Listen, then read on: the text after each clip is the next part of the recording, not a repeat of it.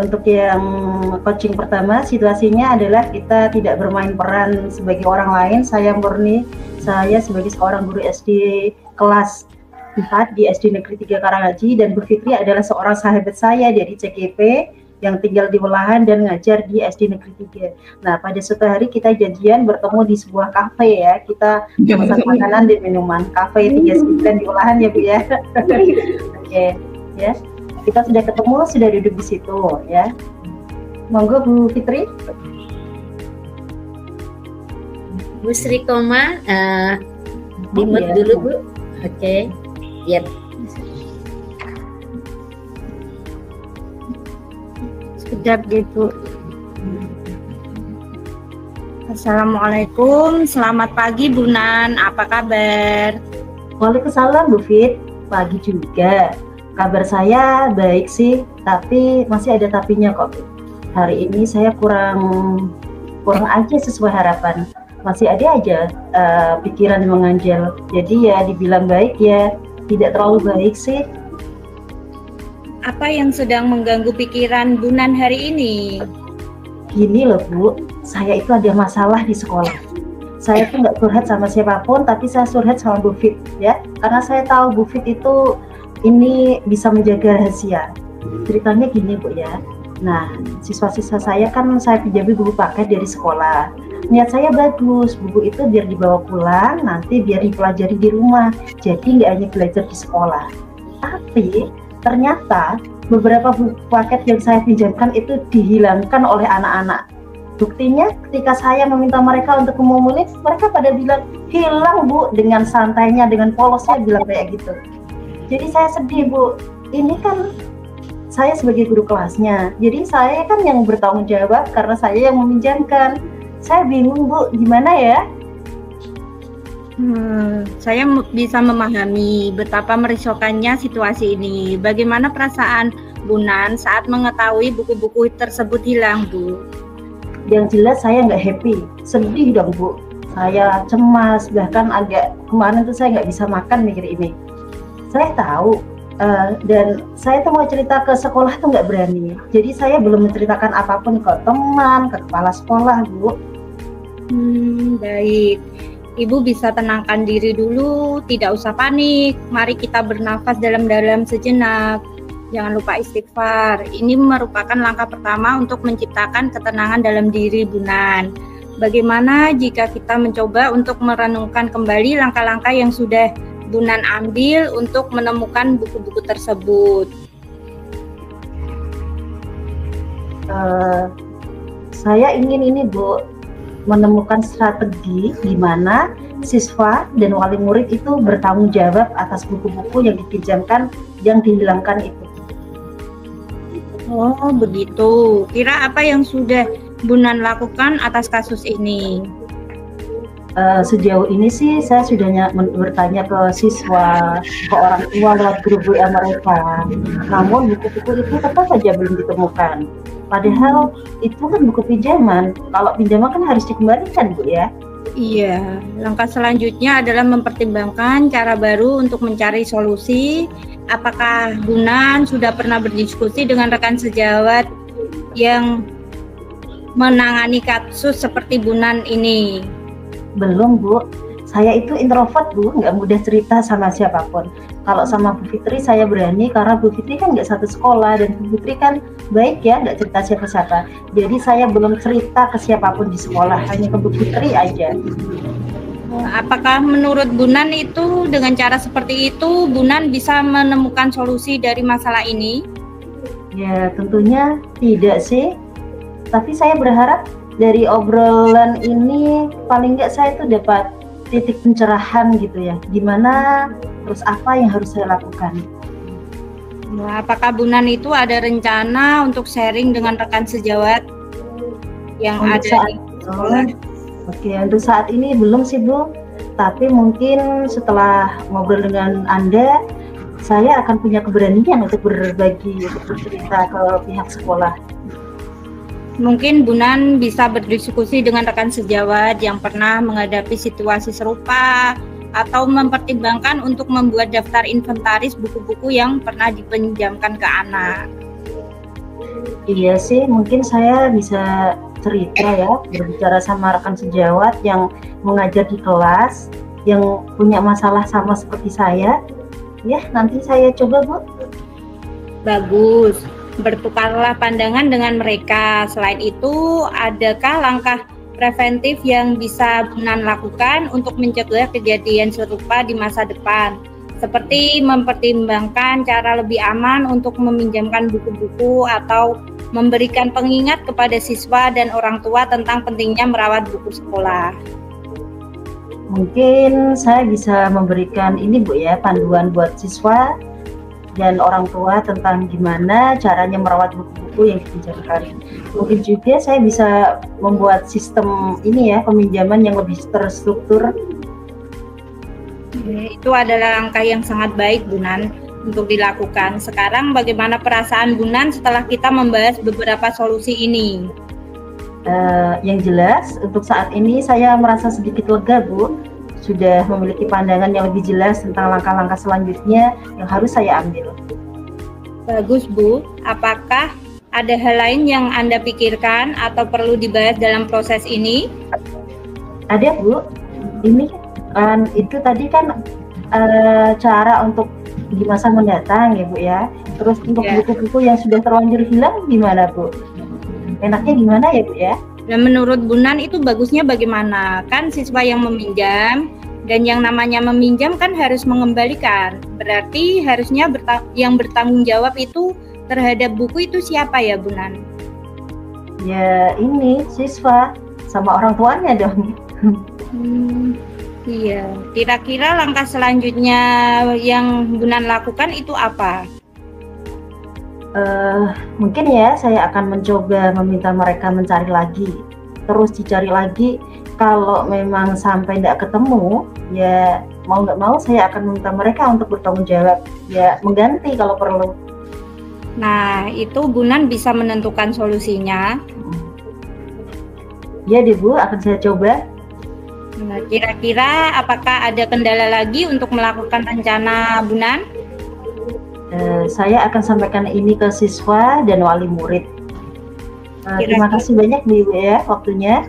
Iya, bagus. Karena Bunan punya atasan yang tentunya akan membantu dan melindungi Bunan. Begitu Bu ya. Oke. Baik Bu ya, terima kasih atas obrolan hari ini dan terima kasih malah sudah ditraktir Bu Fitri kali ini.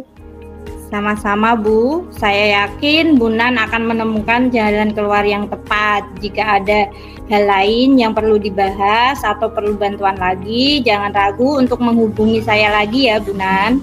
Iya Bu, oh ya Bu ya, jangan lupa nanti minggu depan kita syuting ya Bu ya, buat ini Dekon 2.3 ya Bu ya. Ya Bu. Oke Bu Fitri, terima kasih banyak atas waktunya. Assalamualaikum. Waalaikumsalam warahmatullahi wabarakatuh. Oke, sip. Monggo.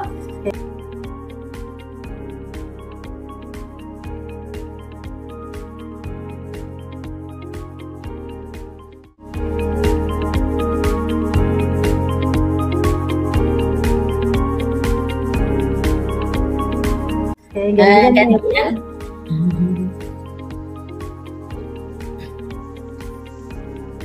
Monggo Bu Fit. Iya.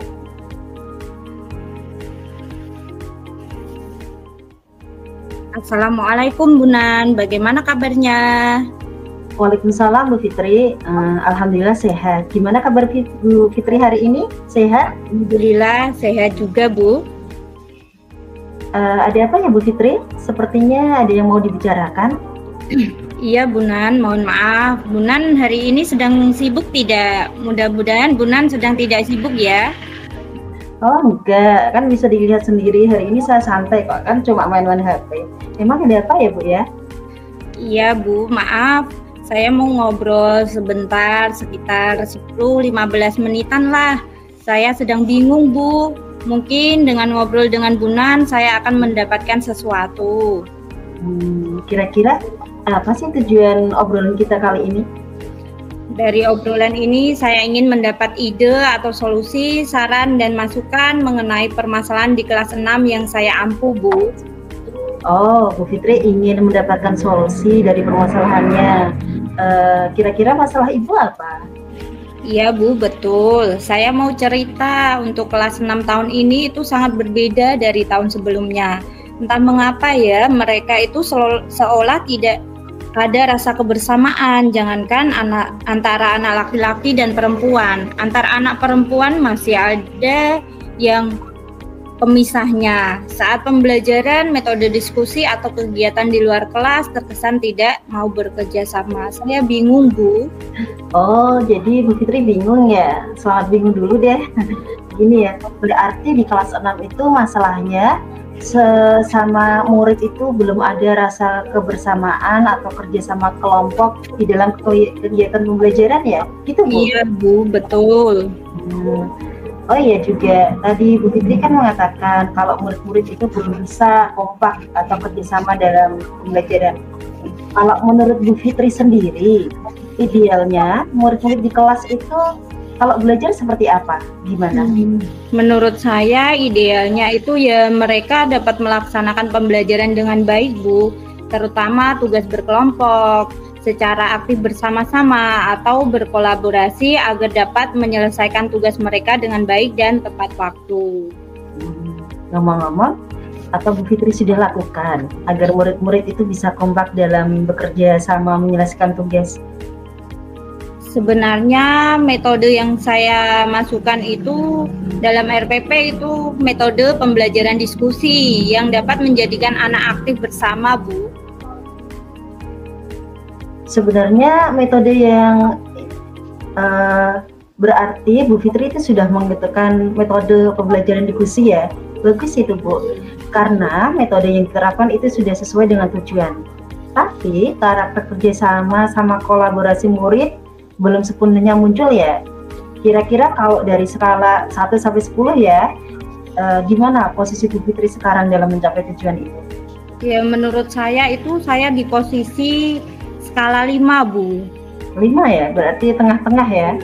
Tengah masih jauh untuk 10. Nah, Bu Fitri itu pengennya di posisi berapa? Saya inginnya itu paling tidak di posisi 9, Bu. Oke, kira-kira selain metode diskusi, pasti ada loh cara lain. Apa cara lain yang bisa Anda gunakan untuk mencapai tujuan tersebut? Oh iya, Bu, mungkin saya harus memotivasi murid sebelum pembelajaran. Saat pembelajaran, penilaian sikap saya tekankan, dan di akhir kegiatan refleksi yang saya lakukan terkait sikap dan memberikan apresiasi kepada murid yang dapat menjaga kebersamaan. Oke, itu kalau pada pembelajaran. Nah, sekarang kalau di luar pembelajaran gimana? Oh iya, Bu, mungkin nanti saya akan mengadakan semacam pertandingan atau semacam kompetensi beregu, dan sering mengadakan permainan untuk mengenal teman lebih dalam lagi. Wow, itu luar biasa, Bu. Kira-kira apa rencana Bu Fitri untuk mencapai tujuan tersebut? Rencana saya akan memasukkan motivasi sebelum kegiatan inti pembelajaran. Saya informasikan ke anak bahwa sikap kerjasama yang baik itu merupakan bagian dari penilaian. Selain pengetahuan dan keterampilan, serta di akhir ada refleksi. Tidak lupa nanti di luar pembelajaran ada kegiatan permainan beregu untuk melatih kerjasama dan kekompakan. Nah, kira-kira berapa jangka waktunya? Jangka waktunya itu kira-kira sekitaran 1 sampai 2 mingguan. Oke, Bu Fitri sudah punya rencana. Ya, rencananya tadi sangat bagus. Terus, apa komitmen Anda terhadap rencana tersebut? Saya berkomitmen saya akan membuat RPP dengan menitikberatkan metode diskusi dengan penilaian, terutama pada sikap, berikutnya keterampilan dan pengetahuan. Diawali dengan memberikan motivasi minimal dalam waktu 1 sampai 2 minggu ke depan. Di luar pembelajaran ada permainan untuk melatih kebersamaan beregu. Ini nanti RPP-nya Bu Fitri itu buat sendiri atau ada yang bantuin?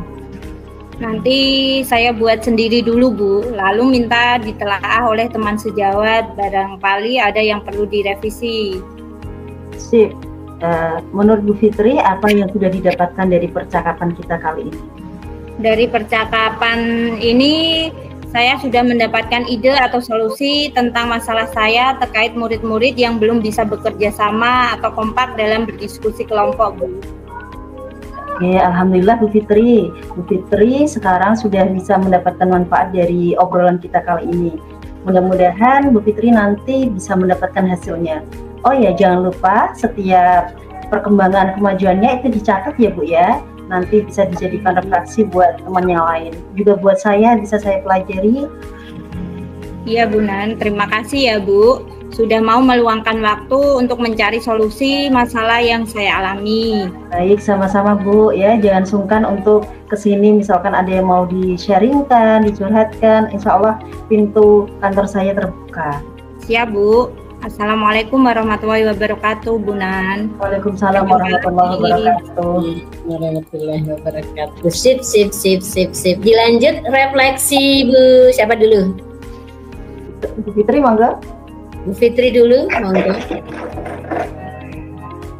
Bu Fitri, Bu Nan dulu. Bu Fitri mental. Oke. Berarti yang Bu Pak siapa tadi? CCC. Bu Nan Naila, itu berarti Bu Naila.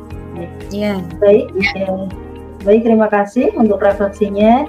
Tadi sebagai seorang coach ya, saya di situ sebenarnya tidak menguasai yang kurang begitu menguasai yang coach sampaikan, tetapi untuk menunjukkan biar coach itu tidak pulang dengan tangan kosong, saya berusaha menggali ternyata dia bisa ya, coach bisa menemukan masalahnya sendiri. Jadi kita tidak serta-merta bilang saya tidak tahu masalahnya, maaf itu di luar bidang saya tidak menguasai itu, saya belum pernah mengalami itu, tetapi pelan-pelan ternyata seiring dengan berjalannya waktu bisa terjadi obrolan tadi berbuah hasil. Yang kedua, ternyata tidak mudah jadi coach ya, kita butuh jam terbang yang pengalaman yang banyak juga. Jadi ketika jadi coach saya itu deg-degan ya, ketika ada yang datang menanyakan ini, aduh nanti jawabannya apa, apakah nanti coaching ini berhasil atau tidak. Kemudian untuk ketika saya menjadi coaching yang kedua, tadi sebenarnya coaching tadi itu saya berangkat sudah punya reng-rengan dengan cara-cara seperti ini, cuman dengan keraguan mau melaksanakan itu setelah dengan coaching akhirnya itu memantapkan. Kadang kita terutama perempuan ya, kita curhat kadang kan tidak meminta solusi tapi untuk didengarkan. Ternyata di coaching itu ada proses seperti itu. Seperti kita alami semuanya ibu-ibu ya, kadang kita curhat ke suami, kadang kan tidak melulu minta solusi tapi hanya ingin didengarkan. Akhirnya kita berangkat dengan solusi kita sendiri, akhirnya kita mantap ketemu jalan keluarnya. Jadi coaching ini seperti mindfulness ya, bisa membuat orang yang akhirnya panik, gugup, akhirnya bisa tenang, bisa menemukan masalahnya, menemukan solusi dari permasalahannya. Dan ternyata coaching itu mungkin kita dulu pernah melakukannya tapi tidak tahu namanya, dan akhirnya ini tahu ilmunya dan ternyata ada step-stepnya. Demikian Bu. Monggo, Nyonya Bu Naila. Ya Bu, saya akan memberikan komentar hasil tadi Bu Nandiro ketika menjadi coach. Tadi yang sudah disampaikan oleh Bu Nandiro sudah bagus, runtut sesuai dengan alur Tirta, dan juga beliau ini mempunyai kelebihan, intonasi suaranya itu bagus sekali Bu Nandiro. Terus tidak ragu ketika memberikan pertanyaan kepada coach. Untuk selanjutnya bisa memberikan pertanyaan-pertanyaan lagi Bu yang lebih menantang lagi ya. Satu hal yang mungkin bisa ditingkatkan adalah Bu Nandiro nanti lebih banyak berlatih lagi supaya kedepannya bisa mempraktekkan coach dan coach dengan lancar lagi di kehidupan yang nyata Bu. Sudah itu aja. Terima kasih. Terima kasih. Alhamdulillah. Oke, berikut Bu Fitri, monggo. Ya Bu, maaf tadi kepental. Enggak masalah, biasa itu. Oke. Tujuan dari refleksi diri saya itu yang sudah berjalan dengan baik selama percakapan adalah adanya kemitraan antara coach dan coachee, sehingga coachee itu bisa dengan leluasa menyampaikan pendapat kepada coach.